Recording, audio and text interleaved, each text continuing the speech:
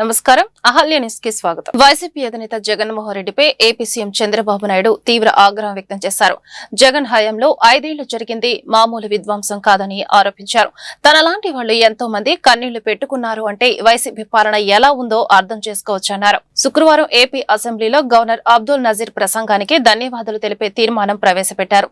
ఈ సందర్భంగా సీఎం చంద్రబాబు మాట్లాడుతూ చట్టసభ అనేది ప్రజా దేవాలయమన్నారు. ఇటీవల విద్యార్థులతో మాక్ అసెంబ్లీ నిర్వహించామని తెలిపారు. సభలోని సభ్యుల కంటే మాక్ అసెంబ్లీలోని విద్యార్థులే చక్కగా ప్రసంగించారని కొనియాడారు. వైసీపీ అధినేత వైఎస్ జగన్మోహన్ రెడ్డిపై సీఎం చంద్రబాబు తీవ్ర ఆగ్రహం వ్యక్తం చేశారు. ఇటీవల విద్యార్థులతో మాక్ అసెంబ్లీ నిర్వహించామని తెలిపారు. సభలోని సభ్యుల కంటే మాక్ అసెంబ్లీలోని విద్యార్థులే చక్కగా ప్రసంగించారని కొనియాడారు. ఒకప్పుడు ఈ అసెంబ్లీ అనుచిత వ్యాఖ్యలకు నమూనాగా ఉండేదన్నారు. అసెంబ్లీలో తనకు జరిగిన అవమానానికి నాడు కన్నీళ్లు పెట్టుకోవాల్సి వచ్చిందన్నారు. నష్టం జరిగింది, సమర్థవంతంగా ముందుకు పోతే తప్ప నిలదొక్కుకోలేమని అభిప్రాయంతో దగ్గర 1 ఇయర్ ఆ లోపలని అసెంబ్లీ కట్టాం. ప్రపంచంలో ఎక్కడా జరగని విధంగా 29,000 మంది రైతులు 33,000 ఎకరాలు భూమి ల్యాండ్ పూలింగ్కి ఇచ్చారు. దిశ ఒక్క పైసా మనం ఇవ్వలేకపోయాం. రాజధాని వస్తుంది, మీకు పేరు వస్తుంది, మీకు కూడా భవిష్యత్తులో మెరుగైనటువంటి ఆదాయం వస్తుందని ఒక్క మాట చెప్తే నమ్మిచ్చారు. దిశ 13.5% గ్రోత్ రేట్ చూపించాం. అదే టెంపోగాని కంటిన్యూ అయింటే ఈరోజు కొంతవరకు రికవర్ అయ్యేవాళ్ళం. 1924 విధ్వంసం, మామూలు విధ్వంసం కాదు. దిశ నాలాంటి వాడు కుంగిపోయి కళ్ళ నీళ్లు పెట్టుకున్నానంటే నాలాంటి వాళ్ళు ఈ రాష్ట్రంలో ఎంతమంది సఫర్ అయ్యారో మనందరం గుర్తుపెట్టుకోవాల్సిన అవసరం ఉంది. కడాను నాకు నోటీస్ ఇవ్వకుండా నన్నే అరెస్ట్ చేయడం. పవన్ కళ్యాణ్ గారు విశాఖపట్నం వెళ్తే ఆయన దిగనీయకుండా తిరిగి హోటల్లో ఉంటే బలవంతంగా పంపించడం. అలాంటి నాయకులు ఇప్పుడు నీతిని మాట్లాడే పరిస్థితికి వచ్చారు. ప్రజలను దృష్టిలో పెట్టుకొని చేస్తాం తప్ప నాయకుల్ని పార్టీల్ని దృష్టిలో పెట్టుకొని కాదని మరొక్కసారి మీ ద్వారా ప్రజలందరికీ విజ్ఞప్తి చేస్తున్నారు. ఆ రోజు మేము ఒకటే నిర్ణయించుకున్నాం. రాష్ట్రానికి తీవ్రమైన అన్యాయం జరిగింది. అందరం కలిసి ఒక సంకల్పంతో ముందుకు పోతే తప్ప రాష్ట్రాన్ని పునర్నిర్మాణం చేయలేం అనే ఏకైక సంకల్పంతో ఆలోచించాం. ఏది ఏమైనా ప్రభుత్వ వ్యతిరేక ఓటు ఒకటి కూడా డివైడ్ కావడానికి వీల్లేదు. మేము పొత్తు పెట్టుకుంటామని చెప్పిన వ్యక్తి పవన్ కళ్యాణ్ గారు అని చెప్పని ఆ తర్వాత బీజేపీ అందరం కూడా కలిసి ఎన్డీఏ కూటమిగా ఏర్పాటు చేశాం. తెలుగుదేశం పార్టీ ఎన్నో విజయాలు చూశాం. కానీ 2024లో స్ట్రైక్ రేట్ మీరు చూస్తే 94% దేశ చరిత్రలో మొట్టమొదటిసారిగా ఇంత పెద్ద ఎత్తున అభ్యర్థులు గెలిచింది.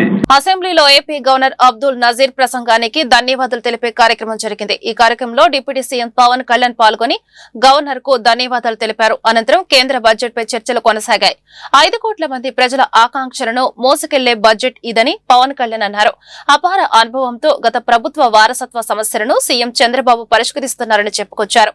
మరో 3 నెలల్లో కూటమి ప్రభుత్వం 2 ఏళ్లు పూర్తి చేసుకుంటుందని తెలిపారు. ఈ సందర్భంగా ప్రధానమంత్రి నరేంద్ర మోదీని ప్రశంసించారు.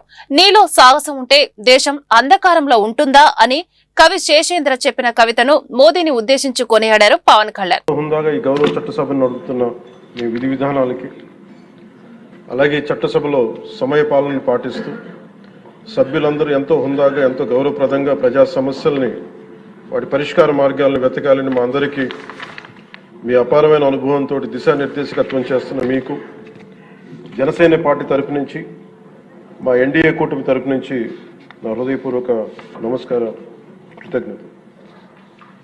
సాంకేతికంగా ఇది 3వ బడ్జెట్ సమావేశం అయినప్పటికీ పూర్తి స్థాయి బడ్జెట్ సమావేశంగా ఇది 2వది. 5 కోట్ల పైచిలుకు ప్రజలు ఆశల్ని, ఆకాంక్షల్ని ముందుకు తీసుకువెళ్తూ వారి కష్టాలకి, కన్నీళ్ళకి పరిష్కార మార్గాలను వెతకడానికి 164 మంది సభ్యులున్న ఎన్డీఏ కూటమిని తన అపారమైన 4 దశాబ్దాల రాజకీయ పాలనానుభవంతో రాష్ట్ర విభజన సమయం నుంచి గత ప్రభుత్వ అవినీతి, అరాచక పాలన వల్ల వచ్చిన వారసత్వ సమస్యలన్నింటినీ పరిష్కరిస్తూ సంక్షేమంతో పాటు ఆంధ్రప్రదేశ్ అభివృద్ధి పదం వైపు నడిపిస్తున్న గౌరవ ముఖ్యమంత్రి శ్రీ నారా చంద్రబాబు నాయుడు గారికి నా హృదయపూర్వక నమస్కారం. మంత్రివర్గ సహచరులకి, తోటి శాసనసభ్యులకి నమస్కరిస్తున్నాను. ఇంకో 3 నెలల్లో 2 సంవత్సరాల పాలనని పూర్తి చేసుకోబోతున్న ఎన్డీఏ ప్రభుత్వం చాలా కాల పరీక్షలను తట్టుకొని ఒక అరాచక పాలన ఎదుర్కొని ఎన్నికల సమరంలో విజేతగా నిలబడింది. మనల్ని గెలిపించి ఈ నేలకి సేవ చేసిన భాగ్యం కలిగించినందుకు 5 కోట్ల రాష్ట్ర ప్రజలకు కృతజ్ఞత చేతులెత్తి నమస్కరిస్తున్నాను. రాష్ట్ర ప్రజలకి అండగా నిలబడుతున్న టీడీపీ, బీజేపీ, జనసేన పార్టీల నాయకులకి, కార్యకర్తలకు కూడా నేను నమస్కరిస్తున్నాను. నీలో సాహసం ఉంటే దేశం అంధకారంలో ఉంటుందా అని కవి శేషేంద్ర గారు రాసిన వాక్యానికి నిలువెత్తు ప్రతిరూపం భారతదేశ గౌరవ ప్రధానమంత్రి శ్రీ నరేంద్ర మోదీ గారు. వారు అందిస్తున్న సహకారానికి ఎన్డీఏ కూటమి తరఫున, ఆంధ్రప్రదేశ్ రాష్ట్ర ప్రజల తరఫున నా హృదయపూర్వక ధన్యవాదాలు తెలియజేస్తున్నాను. ఆంధ్రప్రదేశ్ రాష్ట్ర ప్రథమ పౌరులు, రాజ్యాంగ సంరక్షకులు, రాజ్యాధినేత కూటమి ప్రభుత్వానికి అధికారం ఇచ్చింది ఇష్టం వచ్చినట్లు కేసులు పెట్టడానికా అని ప్రశ్నించారు శాసన మండలి ప్రతిపక్ష నేత బొత్స సత్యనారాయణ. ఈ రోజు శాసన మండలిలో అధికార పక్షంపై బొత్స ప్రశ్నల వర్షం కురిపించారు. అంబటి రాంబాబుపై దాడి చేస్తే ఆయన కొన్ని మాటలు అన్నారు. ఆ తర్వాత అంబటి రాంబాబు తన వ్యాఖ్యలపై పశ్చాత్తాపం వ్యక్తం చేశారు. అంబటి రాంబాబు విఘ్నత కలిగిన వ్యక్తి, అందుకైన క్షమాపణ చెప్పారు. అంబటిని వేధించినందుకు భవిష్యత్తులో తగిన మూల్యం చెల్లించుకుంటారని బొత్స అన్నారు. ప్రజాస్వామ్యంలో దాడులు చేయడం తప్పు కాదా అని ఆయన ప్రశ్నించారు. మరో మాజీ మంత్రి ఇంటి మీద పెట్రోల్ బాంబులు వేశారన్నారు. రాజకీయాల్లో మహిళలను తీసుకువచ్చి మైలేజ్ కోసం చూస్తున్నారని చెప్పుకొచ్చారు. ఆయన ఇచ్చారు కాబట్టి రాంబాబు గారిని, రాంబాబు గారి పేరు చెప్తాను సార్. వారు ఇన్సిడెంట్ ఆయన మీద దాడి చేసి ఆయన అదే పద్యాలతో ఆయన దూషిస్తే ఆ ప్రెసిడెన్స్లో ఆయన వచ్చి మాట్లాడి మళ్ళీ వెంటనే వితిన్ 3 నిమిషాలు రియలైజ్ అయ్యి నేను అనకూడదు, తప్పైంది, క్షమించండి, నా వయసుకి సాంప్రదాయం కాదు, నా వయసుకి మాట్లాడకూడదు, నేను దాన్ని విత్డ్రా చేసుకుంటాను, క్షమించండి అని చెప్పి ఆయన చెప్పాడు. ఆయన విజ్ఞాన వ్యక్తి కాబట్టి ఆయన వచ్చి చెప్పాడు. ఆయన మటుకు ఆయనే ఎవరు ఆయన పేరు చూపట్టక ముందే ఆయన చెప్పాడు. దయచేసి అది కూడా ఆలోచించండి. అలాంటి వ్యక్తి మీద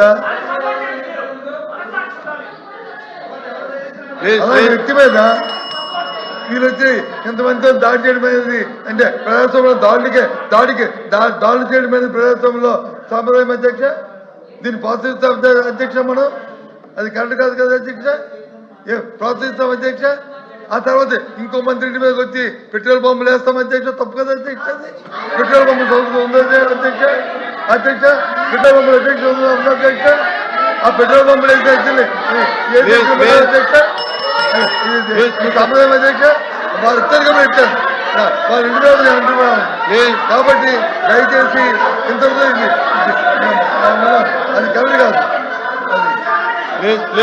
ఇది వాస్తవం. అంబటి రాంబాబు మీద మీరు చేసిన అది వాస్తవం. ఆయన విజ్ఞత వ్యక్తి కాబట్టి ఆయన వచ్చే మాటలు ఇద్దరు అయ్యాడు. అయినా సరే మళ్ళీ మీరు ఆయన మీద చేయడం మీద దుర్మార్గం. ఇది ప్రజాస్వామ్యం ఎప్పుడు కూడా ఒకలాగే ఉండదని కూడా కరెక్ట్ కాదు. ఇది ప్రజాస్వామ్యంలో దీన్ని ప్రోత్సహించకూడదు. ఏ ప్రభుత్వం అధికార బాధ్యత మీకు ఉంది, కానీ మీ బాధ్యత విస్మరించారు.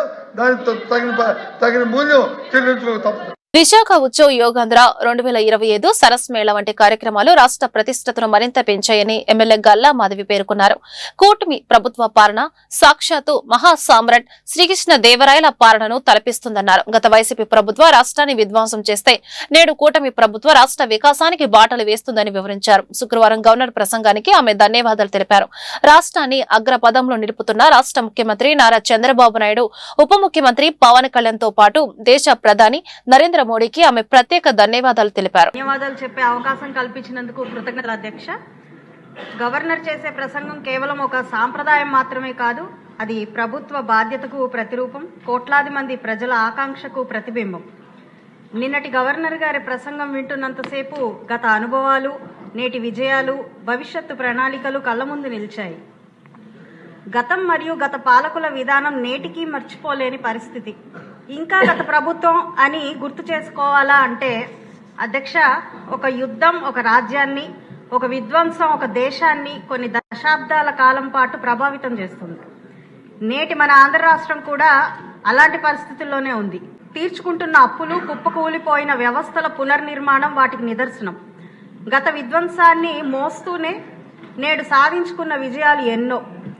ఈ 2 సంవత్సరాల్లోనే రెట్టింపు సంక్షేమంతో పాటు అభివృద్ధిని శరవేగంగా ప్రజలకు అందిస్తుంది కూటమి ప్రభుత్వం. శాఖల వారీగా సంస్కరణలు, అభివృద్ధి విధానాలను చూస్తుంటే నాటి కృష్ణదేవరాయల అష్టదిగ్గజాలు స్మరణకు వస్తున్నాయి. ఆర్థిక, విద్య, ఐటీ, వైద్య, వ్యవసాయ, విద్యుత్, నీటిపారుదల, పంచాయతీరాజ్, హోంశాఖలు నేటికి సాధించిన పురోగతి ఒక అద్భుతం అధ్యక్ష. గత భారాన్ని మోస్తూ నేటి బాధ్యతను సమర్థవంతంగా నిర్వర్తిస్తూ రేపటి మన ఆంధ్ర రాష్ట్ర భవిష్యత్తును రూపకల్పన చేస్తున్న కూటమి ప్రభుత్వం అధ్యక్ష అబ్బురుపరిచే విధంగా నేడు ఆంధ్ర రాష్ట్ర భవిష్యత్తును ప్రణాళిక విధానాలు ఉన్నాయి అధ్యక్ష. అందులో data centre, AI city, drone city, అదేవిధంగా క్వాంటమ్ వ్యాలీ, ఇవన్నీ కూడా మన అమరావతి క్యాపిటల్ రీజన్ ని నిర్మాణాత్మకంగా చూపిస్తుంది. ప్రపంచవ్యాప్తంగా కీర్తిని దక్కించుకునే విధంగా చేస్తుంది అధ్యక్ష. మన భవిష్యత్తును రూపకల్పన చేస్తున్న దార్శనిక నాయకులు మన ముఖ్యమంత్రి వర్యులు చంద్రబాబు నాయుడు గారు. ఆయన ఆలోచనలకు రెట్టింపు శక్తిని అందిస్తున్న ఉప ముఖ్యమంత్రి వర్యులు పవన్ కళ్యాణ్ గారు. ప్రతి ఆలోచనను ముందుకు తీసుకువెళ్లి కార్యరూపం దాల్చేలా చేస్తున్న గౌరవ ప్రధాని నరేంద్ర మోడీ గారికి ఆంధ్ర రాష్ట్ర ప్రజల తరపున కృతజ్ఞతలు. మెడికల్, ఫార్మా రంగాల్లో జరుగుతున్న దోపిడీ, అవినీతికి వ్యతిరేకంగా ఈ నెల 14న గుంటూరు జిల్లా కలెక్టర్ కార్యాలయం వద్ద భారీ ఆందోళన కార్యక్రమం నిర్వహించనున్నట్లు సిపిఐ జిల్లా కార్యదర్శి కోట మాల్యాద్రి తెలిపారు. రాష్ట్ర వ్యాప్తంగా ఆందోళనలు చేపట్టాలని పార్టీ పిలుపునిచ్చిన నేపథ్యంలో గుంటూరులో కూడా పెద్ద ఎత్తున ఈ కార్యక్రమం చేపట్టేందుకు ఏర్పాట్లు చేస్తున్నట్లు చెప్పారు. శుక్రవారం గుంటూరు కొత్తపేట సిపిఐ కార్యాలయం ఆందోళనకు సంబంధించి వాల్ పోస్టర్లను నేతలు ఆవిష్కరించారు. ఈ సందర్భంగా కోట మాల్యాద్రి మాట్లాడుతూ ఫార్మా కంపెనీలు, కార్పొరేట్ ఆసుపత్రులు ప్రజలను ఆర్థికంగా దోపిడీ చేస్తున్నాయని విమర్శించారు. నాసిరకం మందుల విక్రయాలు, అధిక ధరలు, జనరిక్ మందుల పేరుతో జరుగుతున్న అక్రమాలను అరికట్టాలని డిమాండ్ చేశారు. ఈ మేరకు రేపు జరగనున్న ఆందోళనలో ప్రజలు పెద్ద ఎత్తున పాల్గొనాలని ఆయన పిలుపునిచ్చారు. ఈ కార్యక్రమంలో సిపిఐ నగర కార్యదర్శి ఆకిటి అరుణ్ కుమార్, జిల్లా సహాయ కార్యదర్శి మేడా హనుమంతరావు, జిల్లా కార్యవర్గ సభ్యులు పుప్పాల సత్యనారాయణ తదితరులు పాల్గొన్నారు. రేపు మెడికల్ మరియు ఫార్మా మాఫియా మీద మరి యుద్ధం పేరుతోటి ఏదైతే ఈ రోజున రాష్ట్ర వ్యాప్తంగా కాదు దేశవ్యాప్తంగా కూడా మరి మందులకు సంబంధించి మాఫియా జరుగుతూ ఉంది. హాస్పిటల్కి సంబంధించి మరి మాఫియా జరుగుతూ ఉంది. టెస్టులకు వెళ్తే జేబులో మరి చేయి పెట్టకుండా చేయి చూసే పరిస్థితి లేదు పరిస్థితి. వాస్తవంగా డాక్టర్ కాడికి వెళ్తే చేయి పట్టుకొని మరి చూసినాక మరి పరీక్షలు రాస్తే బాగుంటుంది. ఆ పరీక్షలు లేకుండా ఇవాళ వెళ్ళంగానే ఈసీజీలు, ఎంఆర్ఐ స్కాన్లు, రక్త పరీక్షలతోటి మరి జేబులు ఖాళీ అయిపోయిన తర్వాతే చేయబట్టుకుంటారు తప్ప డాక్టర్లు ఆ పరిస్థితులు లేరు. వైద్యానికి సంబంధించి ఒక పక్క ఉంటే రెండో పక్క మందులకు సంబంధించి మరి 10 రూపాయలు 5 రూపాయలు కదా 5 పైసలు ఉన్నదాన్ని కూడా మరి ఇలా అత్యధిక రేట్లతోటి మరి అమ్ముతా ఉన్నారు. మరి అమ్మే రేట్లు కూడా మన కరోనా కాలంలో చూసాం. రేట్లు కూడా కృత్రిమంగా మరి దానికి సంబంధించి ఏదైతే కృత్రిమ మరి సప్లైకి సంబంధించి తగ్గించడం, రేట్లు పెంచడం, ఈ రకంగా మరి పేద ప్రజలకి వైద్యాన్ని దూరం చేస్తూ ఉన్నారు. రెండో పక్క ప్రభుత్వం కూడా అదే పని చేస్తూ ఉంది. మెడికల్ కాలేజీకి సంబంధించి ఏదైతే మరి గత ప్రభుత్వం మరి 10 కాలేజీలు ఏదైతే సీట్లు వాళ్ళు అమ్ముకుంటే ఈ ప్రభుత్వం సీట్లు కాదు కదా కాలేజీలే మరి పీపీపీ పేరుతోటి వాళ్ళకి. అరుణ్ కుమార్, సిపిఐ గుంటూరు నగర కార్యదర్శి. ఈ భారతదేశంలో అదేవిధంగా ఆంధ్ర రాష్ట్రంలో ఉన్నటువంటి ప్రతి ఒక్క పౌరుడికి మంచి ఆరోగ్యం కల్పించేటువంటి బాధ్యత ప్రభుత్వాలపైన ఉన్నది. అది ప్రజలందరికీ కూడా సంపూర్ణ ఆరోగ్యం, వైద్య సేవలు అనేటువంటిది ఈ రాజ్యాంగం, ఈ దేశ పౌరులు కల్పించినటువంటి హక్కు. ఆ యొక్క హక్కుని ప్రభుత్వం బాధ్యతలు విస్మరించడం వల్ల, ప్రభుత్వం పూర్తిగా ప్రైవేటు వారికి వైద్యం అప్పచెప్పడం వల్ల ఈ ఆంధ్ర రాష్ట్రంలో మెడికల్ మాఫియా విచ్చలవిడిగా ఆంధ్ర రాష్ట్ర ప్రజల్ని దోచుకుంటా ఉంది. ఈ ఆంధ్ర రాష్ట్రంలో ప్రజలు వైద్యం సంబంధించి ప్రభుత్వ వైద్యశాలలకి వెళ్ళేటువంటి పరిస్థితుల్లో అక్కడ ఉన్నటువంటి సౌకర్యాలు సరిగ్గా లేకపోవడం వల్ల, వైద్యులు విధులకు సక్రమంగా హాజరు కాకపోవడం వల్ల, అక్కడ ఉన్నటువంటి మందులు సకాలంలో అందించకపోవడం వల్ల ప్రజలందరూ కూడా ప్రైవేట్ ఆసుపత్రుల వైపు చూస్తూ ఉన్నారు. ప్రభుత్వ ఆసుపత్రులు సక్రమంగా నిర్వహిస్తే ప్రజలు ఎందుకని ప్రైవేట్ ఆసుపత్రి వైపు వెళ్తారు? లేకపోవడం వల్ల, ప్రభుత్వ ఆసుపత్రుల్లో సౌకర్యాలు లేకపోవడం వల్ల, ప్రభుత్వం తన బాధ్యతలు సక్రమంగా నిర్వహించడం వల్ల ప్రజలు ప్రైవేట్ హాస్పిటల్ వైపు చూస్తూ ఉన్నారు. వచ్చేటువంటి వారికి వచ్చినటువంటి రోగాలకు సంబంధించి ప్రైవేట్ కరుడుగట్టిన నేరస్తులకు కూడా జైలుకు వెళ్లిన తర్వాత పరివర్తన వస్తుందని, కానీ అంబటి రాంబాబుకి పరివర్తన రాలేదని, అంతేకాకుండా పద్ధతి కూడా మారలేదని గుంటూరు జిల్లా తెలుగుదేశం పార్టీ అధ్యక్షులు పిల్లి మాణిక్యరావు వ్యాఖ్యానించారు. గుంటూరు జిల్లా తెలుగుదేశం పార్టీ కార్యాలయంలో ఏర్పాటు చేసిన మీడియా సమావేశంలో ఆయన మాట్లాడారు. చిన్నప్పుడు పిల్ల చేష్టలు చేసిన రాంబాబు పెద్దయిన తర్వాత కూడా బుద్ధి మారలేదని అన్నారు. చంద్రబాబు నాయుడును ఇష్టం వచ్చిన విధంగా బూతులు మాట్లాడి అరెస్ట్ అయ్యారని తెలిపారు. జగన్మోహన్ రెడ్డి అంబటి రాంబాబు మాటలను సమర్థించడం విడ్డూరంగా ఉందన్నారు. కరుడుగట్టిన నేరస్తులు ఎవరైనా జైలుకు వెళ్తే మార్పులు వస్తుంది, కానీ అంబటి రాంబాబులో అది రాలేదని తెలిపారు. నేను జైలు నుండి వచ్చేసరికి ఆయన విగ్రహం పక్కన నా విగ్రహం కూడా పెడతారని రాంబాబు కలలకంటున్నారని అన్నారు. పీడిత వర్గాల కోసం పోరాడిన వ్యక్తి వంగవీటి రంగా అని అన్నారు. రాష్ట్రంలోని కాపులంతా వచ్చి అంబటిని పరామర్శిస్తున్నట్లు ఆయన జగన్ ఊహించుకుంటున్నాడని అన్నారు. నిన్న కోర్టులో అతని హావా భావాలను చూస్తే పిచ్చి చేష్టలుగా అనిపిస్తున్నాయని అన్నారు. చిన్నప్పుడు పిచ్చి చేష్టలు చేసిన వయసు పెరిగే కొద్దీ బుద్ధిలో కూడా మార్పులు రావాలి. అంబటి రాంబాబుకి వయసు పెరుగుతుంది కానీ బుద్ధి మాంద్యం తగ్గట్లేదు, అంటే బుద్ధి రావట్లేదు. అతను రాష్ట్రంలో అలజడులు సృష్టించాలనే ఒక కుట్ర చేయటం ద్వారా ఆ కుట్రని భగ్నం చేయడానికి పోలీసులు దానిలో భాగంగా జైలుకి వెళ్ళినటువంటి అంబటి రాంబాబుని ఒక గొప్ప నాయకుడిగా చిత్రీకరించాలని, ఒక కులానికి నాయకుడిగా చిత్రీకరించాలని చాలా ప్రయత్నాలు చేశాడు జగన్మోహన్ రెడ్డి. ఆ క్రమంలోనే ఇతను మానవ జాతికి చెందినటువంటి వ్యక్తి కాదు, ఒక జంతువుల్లో కూడా గొప్ప జంతువు, పులి జాతికి సంబంధించినటువంటి వాడు. పులిలాగా గాండ్రిస్తాడు, పులిలాగా మాట్లాడతాడని పులితో పోల్చాడు. చేసినటువంటి నేరాల్ని చాలా చిన్నవి చేసి, అవి నేరాలే కాదు చాలా గొప్ప పనులు, అవకాశం ఏదన్నా ఉంటే సేవ చేయాలి, పొగడాలి అని చెప్పేసి ఒక విచిత్రమైనటువంటి వాదనని జగన్మోహన్ రెడ్డి తీసుకొచ్చాడు. వాస్తవానికి కరుడుగట్టిన నేరస్తులు కూడా జైలుకి వెళ్ళిన తర్వాత పరివర్తన వస్తుంది. అంబటి రాంబాబుకి పరివర్తన రాలా, ప్రవర్తన మార్చుకోలా. ఎందుకు మార్చుకోలేదు అని అంటే మనకు అర్థమయ్యేది, జగన్మోహన్ రెడ్డి నేను చేసినటువంటి పిచ్చి చేష్టల్ని, నేను చేసినటువంటి చిల్లర వేషాల్ని, నేను మాట్లాడినటువంటి బూతుల్ని ఒక బ్రహ్మాండమైనటువంటి విషయాలుగా చిత్రీకరించాడు. కాబట్టి గుంటూరులోని మొట్టమొదటిసారిగా చౌత్రా సెంటర్ లో సూరత్ షాపింగ్ మాల్ అట్టహాసంగా ప్రారంభమైంది. గుంటూరు తూర్పు నియోజకవర్గ శాసనసభ్యులు Mohammed Nazeer Ahmed, AP police housing corporation chairman Kalyanam Sivasrinivasarao అతిథులుగా హాజరై శుక్రవారం షాపింగ్ మాల్ ని ప్రారంభించారు. నజీర్ అహ్మద్ మాట్లాడుతూ పేద మధ్యతరగతి వర్గాల ప్రజలకు అందుబాటు ధరలతో తూర్పు నియోజకవర్గంలో సూరత్ షాపింగ్ మాల్ ఏర్పాటు కావడం శుభపరిణామమని కొనియాడారు. కళ్యాణం శివశ్రీనివాసరావు మాట్లాడుతూ రాష్ట్ర ముఖ్యమంత్రి చంద్రబాబు నాయుడు, ఉప ముఖ్యమంత్రి పవన్ కళ్యాణ్ ఆలోచనలకు అనుగుణంగా యువకులు స్వయంగా వ్యాపార సంస్థలు ఏర్పాటు చేసి వందలాది మందికి ఉపాధి కల్పించడం అభినందనీయమని అన్నారు.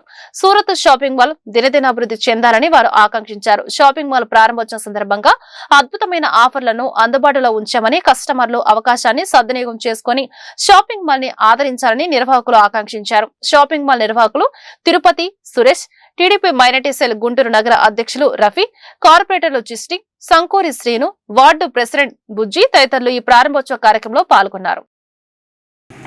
ఈరోజు గుంటూరు వన్ టౌన్లో ఇంత పెద్ద షోరూమ్ని ఓపెన్ చేయడం అనేది మాకు కూడా చాలా ఆశ్చర్యకరం అనిపించింది. ఎమ్మెల్యే గారు అట్లానే వచ్చిన తర్వాత ఈ ప్లేస్లో, ఎందుకంటే చాలామంది పెద్ద పెద్ద నగరాల్లోకి వెళ్ళాలి, లేకపోతే ఎక్కువ స్పేషియస్గా ఉన్న ఏరియాల్లో షోరూమ్స్ కండక్ట్ చేయాలని ఆలోచిస్తారు. కానీ సూరత్ షాపింగ్ మాల్ బ్రదర్స్ ఇద్దరు కూడా మధ్యతరగతికి, పేదవారికి అందరికి కూడా అందుబాటులో ఉండాలి, అలానే ప్రతి ఒక్కళ్ళకు కూడా అందుబాటు ధరల్లో అందించాలనే ఉద్దేశంతో వన్ టౌన్లో ఏర్పాటు చేయటం చాలా శుభదాయకం. దానికి తోడు ముఖ్యమంత్రి గారు అలానే డిప్యూటీ సీఎం పవన్ కళ్యాణ్ గారు చెప్పినట్టుగా యువత అన్ని రంగాల్లో ముందుకు రావాలి, వచ్చి తద్వారా వారి ద్వారా ఒక 10 మందికి ఉపాధి కల్పించాలనే ఉద్దేశాన్ని వీరు నిజం చేసి ఈరోజు చూపించారు. ఈ షోరూంలో సుమారు 100 మంది దాకా మహిళలు వర్క్ చేస్తారు. దానికి తోడు అన్ని వర్గాల వారికి అందుబాటులో ఉండే విధంగా ఈరోజు మనం ఎక్కడైనా పెద్ద షోరూంలోకి వెళ్తే సుమారు ఒక 5,000 రూపాయలు ఉండే ఒక డ్రెస్సు వీళ్ళ దగ్గర ఒక 1,000 రూపీస్కే సేమ్ క్వాలిటీ సేమ్ మెటీరియల్ ఇక్కడ అందుబాటులో తీసుకొచ్చినందుకు సోరల్ షాపింగ్ మాల్ సోదరులు ఇద్దరికి కూడా ధన్యవాదాలు తెలుపుకుంటూ ఈరోజు ఇక్కడికి ముఖ్య అతిథిగా విచ్చేసిన నా సోదరుడు 1 టౌన్ ఎమ్మెల్యే అయిన నజీర్ గారికి మరియు అందరికీ నమస్కారం అండి. ఈరోజు మన సూరత్ షాపింగ్ మాల్ అయితే ఓపెన్ అయ్యింది. ఆంధ్రాలో కాదు ఇంకెక్కడైనా కానీ మన సూరత్ షాపింగ్ మాల్లోనే అతి తక్కువ రేట్లతో ప్రారంభించామండి. ఓన్లీ మన లేడీస్ కోసం అతి తక్కువ ధరలతోనే. ఈరోజు చక్కటి శుక్రవారం రోజు గుంటూరు తూర్పు నియోజకవర్గంలో చౌత్రా సెంటర్ సూరత్ షాపింగ్ మాల్కి నూతనంగా ప్రారంభోత్సవం చేయడం చాలా ఘనంగా చాలా ఆనందంగా ఉంది. దీనికంటే నగరవాసులందరూ కూడా గుంటూరులో అతి తక్కువ ధరకి మంచి నాణ్యమైన వస్తువులు అలాగే అన్ని వెరైటీస్ కూడా ఇక్కడ మన సోదరుడు తిరుపతిరావు సురేష్ ఇద్దరి సమక్షంలో మంచి చక్కటి ఆహ్లాదకరమైన వాతావరణంగా ఉంది. బాగా ఇక్కడ ఉన్న ముస్లిం సోదరులకి అలాగే ముస్లిం మహిళా అక్కా చెల్లెమ్మలకి అందరికీ కూడా అతి తక్కువ ధరలకి అందించాలని చెప్పేసి ఆలోచన విధానంగా మంచి షాపింగ్ మాల్ అతి పెద్దగా నూతనంగా ప్రారంభించింది. ఇక్కడ ఆల్ వెరైటీస్ అన్ని రకాలుగా కూడా అన్ని నాణ్యమైన కొత్తగా వేరే ఊళ్ళ నుంచి వేరే దేశాల నుంచి కూడా అన్నీ ఇక్కడ అందుబాటులో సదుపాయాల్లో ఉండేటట్టుగా తక్కువ ధరలకి అందించేటట్టుగా పూర్తి స్థాయిలో ఇక్కడ షాపింగ్ మాల్లో మొత్తం అన్ని ఆల్ వెరైటీస్ కూడా ఇక్కడ అందుబాటులో ఉండేటట్టుగా చేశారు. మీరు తప్పకుండా ఒకసారి విజిట్ చేయండి. అందరూ సమస్యల పరిష్కారం కోరుతూ గుంటూరులో ఉపాధ్యాయులు ఆందోళన చేపట్టారు. ఈ మేరకు ఎస్డీఓ ఆధ్వర్యంలో కలెక్టర్ కార్యాలయం వద్ద ధర్నా నిర్వహించి నిరసన వ్యక్తం చేశారు. ఈ సందర్భంగా యూనియన్ రాష్ట్ర అధ్యక్షుడు జోసెఫ్ సుధీర్ బాబు, జిల్లా అధ్యక్షుడు ఎస్కే బాజీ మీడియాతో మాట్లాడారు. రాష్ట్రంలో పీఆర్సీ కమిటీని వెంటనే ఏర్పాటు చేయని డిమాండ్ చేశారు. పెండింగ్ లో ఉన్న డిఏ బకాయిలను విడుదల చేయాలని కోరారు. సిపిఎస్ స్థానంలో ఓపీఎస్ అమలు చేయాలని తెలిపారు. సమస్యల పరిష్కారం కాని పక్షంలో చెలో అసెంబ్లీ చేపడతామని హెచ్చరించారు. జోసెఫ్ సుధీర్ బాబు, ఏఎస్టీఎఫ్ జాతీయ ఆర్థిక కార్యదర్శి, మాజీ రాష్ట్ర అధ్యక్షులు.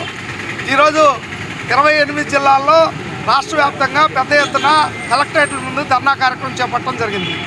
ఎస్టీయూ ఈ కార్యక్రమాన్ని ఎందుకు చేస్తుందంటే ప్రధానమైన అంశాలు రాష్ట్ర ప్రభుత్వానికి పలు దఫాలుగా ప్రాతినిధ్యం చేయడం జరిగింది. సమస్యల మీద చర్చించడం కానీ పరిష్కార మార్గం కానీ ఈనాటికి చూపలేదు. ఎలాంటి ఆర్థికపరమైన అంశం పీఆర్సీ కమిటీని ఏర్పాటు చేయాలని పదే డిమాండ్ చేస్తున్నప్పటికీ ముఖ్యమంత్రి గారు నాకు వదిలేయండి అని చెప్పడమే తప్ప ఇప్పటికి 2 సంవత్సరాలు గడిచింది.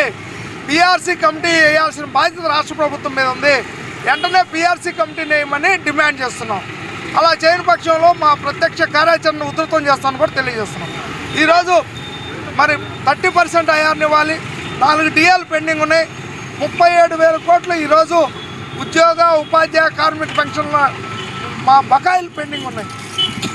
అవన్నీ రాష్ట్ర ప్రభుత్వం ఇవ్వకుండా మేమేదో 10,000 కోట్లు ఇచ్చాం, 5,000 కోట్లు ఇచ్చాం ఉద్యోగులు, కానీ అది చాలా తప్పు చేస్తుంది. ప్రతి నెల మాకు 5,000 కోట్ల నుండి ఇస్తూ మా యొక్క పెండింగ్ బకాయిలను వెంటనే పరిష్కరించాల్సిన బాధ్యత ఉంది. సిపిఎస్ స్థానంలో ఓపీఎస్ని ఇవ్వాల్సిన బాధ్యత రాష్ట్ర ప్రభుత్వం మీద ఉంది. ఇంతవరకు ఇవ్వట్లేదు, అది ఇవ్వాల్సిన బాధ్యత రాష్ట్ర ప్రభుత్వం మీద ఉంది. ఈ 5 సమస్యల పరిష్కారమే ధ్యేయంగా ఈరోజు రాష్ట్ర వ్యాప్తంగా పెద్ద ఎత్తున కార్యాచరణ చేపట్టాం. ప్రభుత్వం కనుక స్పందించి ఈ బడ్జెట్ సమావేశాల్లోనే పీఆర్సీ కమిటీ కానీ ఐఆర్ కానీ డిఎల్ విషయం కానీ రోడ్డు మ్యాప్ ప్రకటించకపోతే బద్ధంగా రావాల్సినటువంటి ఆర్థిక బకాయిల సాధన కోసం రాష్ట్రోపాధ్యాయ సంఘం ఆంధ్రప్రదేశ్ దశల వారీ పోరాట కార్యక్రమానికి పిలిపించినందున ఈరోజు గుంటూరు జిల్లా ఎస్టీయూ పక్షాన జిల్లా 2వ దశ అయినటువంటి జిల్లా కలెక్టరేట్ల ముందు ధర్నా కార్యక్రమాన్ని విజయవంతంగా చేపట్టడం జరిగింది. అయితే కూటమి ప్రభుత్వం అధికారంలోకి వచ్చి 2 సంవత్సరాలు దగ్గర 20 నెలలు అంటే 2 సంవత్సరాలు కావస్తున్నప్పటికీ కూడా ఏ ఒక్క సమస్య కూడా ఈ రోజు వరకు కూడా పరిష్కరించకుండా ఎక్కడ వేసిన గొంగళి అక్కడే ఉన్నట్టుగా ప్రభుత్వం వ్యవహరిస్తూ ఉంది.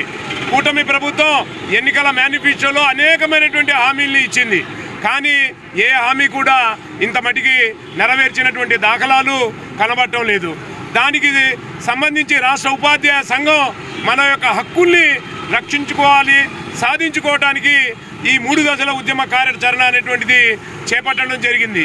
అయితే మిత్రులారా, కూటమి ప్రభుత్వం వచ్చి 2 సంవత్సరాలు అయినప్పటికీ కూడా ఉద్యోగుల వైపు ఉద్యోగులు ప్రభుత్వంలో భాగస్వాములు కాబట్టి ఉద్యోగులకు న్యాయపరంగా రావాల్సినటువంటి 12వ PRC కమిషన్ని నియమించలేదు. 11వ PRC కమిషన్ తాము అభివృద్ధికి వ్యతిరేకం కాదని గుంటూరు రూరల్ మండల పొత్తూరు గ్రామ రైతులు తెలిపారు. తమ పొలాల్లో ఔటర్ రింగ్ రోడ్డు వస్తోందని, అయితే మార్కెట్ ధర ప్రకారం తమకు పరిహారం రావడం లేదని ఆవేదన వ్యక్తం చేశారు. ఇదే అంశంపై శుక్రవారం గుంటూరు జిల్లా కలెక్టర్ కార్యాలయంలో జాయింట్ కలెక్టర్ను కలిసి తమ సమస్యను పరిష్కరించాలని కోరారు. అనంతరం మీడియాతో గ్రామ రైతులు రోషయ్య, పద్మావతి, వెంకట రాంబాబు మాట్లాడుతూ తాము అభివృద్ధికి వ్యతిరేకం కాదని, మార్కెట్ ధర మేరకు తమకు పరిహారం చెల్లించాలని కోరారు. ఇదే విషయాన్ని జాయింట్ కలెక్టర్ కు తెలియజేయగా సానుకూలంగా స్పందించాలని, ప్రభుత్వం దృష్టికి తీసుకువెళ్లి తమకు న్యాయం చేయాలని విజ్ఞప్తి చేశారు.